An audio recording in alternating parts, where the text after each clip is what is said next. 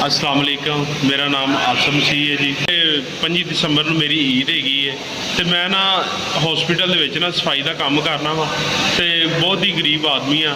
ਮੇਰਾ ਕਿਰਾਏ ਦਾ ਘਰ ਹੈ ਤੇ ਉਹਦੇ ਵਿੱਚ ਵਾਲਦ ਫੌਤ ਹੋ ਗਏ ਨੇ, ਮੇਰੀ ਵਾਲਦਾ ਵੀ ਨੇ ਤੇ ਮੇਰੀ ਇੰਨੀ ਹਸੀਅਤ ਨਹੀਂ ਹੈਗੀ ਕਿ ਮੈਂ ਬੱਚਿਆਂ ਵਾਸਤੇ ਕੱਪੜੇ ਬਣਾ ਸਕਾਂ।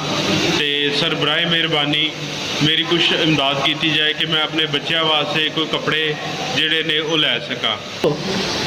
ਮੇਰੇ ਦਾ ਸਰ 3 ਬੱਚੇ ਨੇ ਤੇ ਉਹ ਜਦੋਂ ਮੈਂ ਕੰਮ ਤੋਂ ਥੱਕਿਆ ਹਾਰਿਆ ਘਰ ਜਾਣਾ ਵਾ ਤੇ ਉਹ ਨਾ ਤਿੰਨੇ ਹੀ ਰੋ ਕੇ ਕੋਈ ਗੱਲ ਕਹਿੰਦੇ ਨੇ ਕਿ ਮੈਨੂੰ ਸਾਨੂੰ ਕੱਪੜੇ ਲੈ ਕੇ ਦਿਓ, ਸਾਨੂੰ ਜੁੱਤੀਆਂ ਲੈ ਕੇ ਦਿਓ। ਤੇ ਸਰ ਮੈਂ ਤਾਂ ਕਿਰਾਇਆ ਦਿਆਂ ਕਿ ਬਿੱਲ ਤਾਰਾਂ ਤੇ ਮੇਰੇ 'ਚ ਇੰਨੀ ਨਹੀਂ ਹੈ ਹੈਸੀਅਤ ਕਿ ਮੈਂ ਆਪਣਾ ਉਹ ਕਰ ਸਕਾਂ। ਤੇ ਬਰਾਏ ਮਿਹਰਬਾਨੀ ਮੇਰੀ ਕੋਈ ਥੋੜ੍ਹੀ ਮਦਦ ਕੀਤੀ ਜਾਏ। 4000 ਰੁਪਇਆ SVS ਤੁਹਾਡਾ ਬਹੁਤ ਸ਼ੁਕਰੀਆ ਸਰ।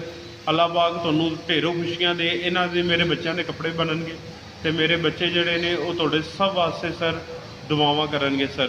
SVS ਤੁਹਾਡਾ ਬਹੁਤ ਸ਼ੁਕਰੀਆ ਸਰ।